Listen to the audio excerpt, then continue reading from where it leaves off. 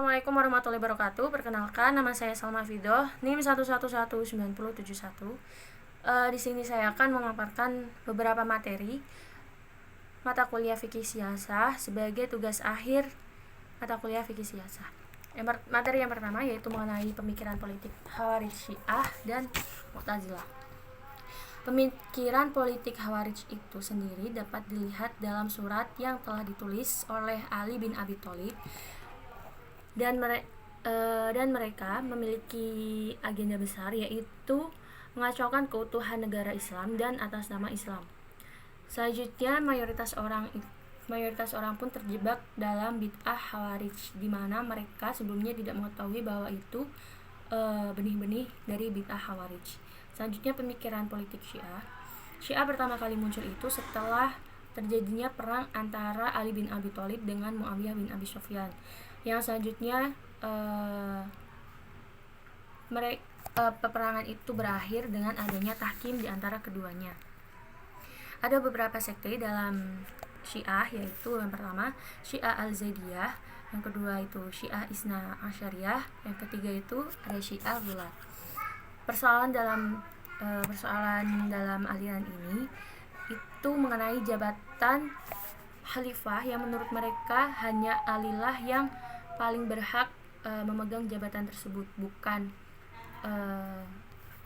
Abu Bakar ataupun Umar, bahkan Utsman. Ketiga khalifah tersebut dapat dipersalahkan karena telah merampas hak-hak Ali. Selanjutnya ada pemikiran politik Mu'tazilah.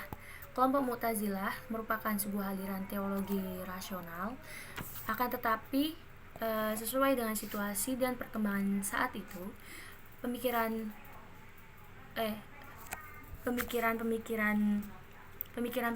Mu'tazilah ini sendiri merambah ke lapangan siasah, dan ada beberapa sekte-sekte Mu'tazilah beserta tokohnya, yaitu yang pertama ada Al-Mu'tamaniyah, itu pengikut dari Muammar bin Abbad Al-Salami. Yang kedua itu ada Al-Wasiliyah, itu pengikut dari Huzaifah Wasli bin Atta dan lain sebagainya. Materi selanjutnya yaitu mengenai pemikiran politik Abu Al-A'la Al-Maududi.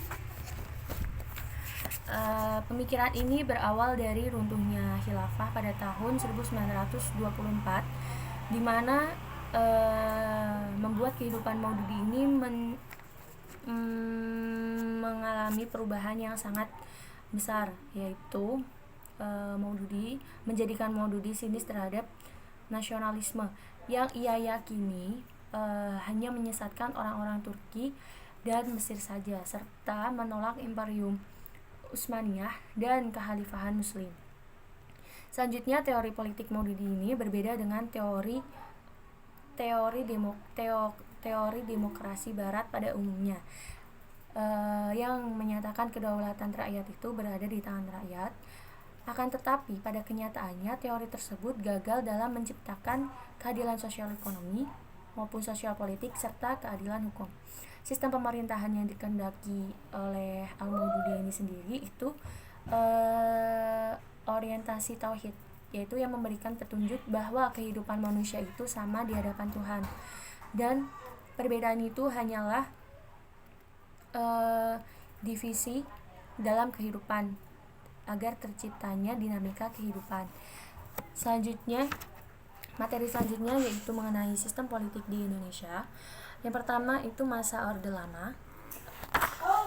Indonesia sendiri menggunakan Konstitusi Undang-Undang Sementara Republik Indonesia tahun 1950 pada era Presiden Soekarno, itu berlangsung sejak tanggal 17 Agustus 1950 hingga 6 Juli 1959. Sejak tanggal 17 Agustus 1950 sendiri, negara Indonesia diperintahkan untuk menggunakan Undang-Undang Dasar Sementara Republik Indonesia tahun 1950 yang menganut sistem kabinet parlementer karena tetapi gagal untuk kembali ke Undang-Undang Dasar 1945.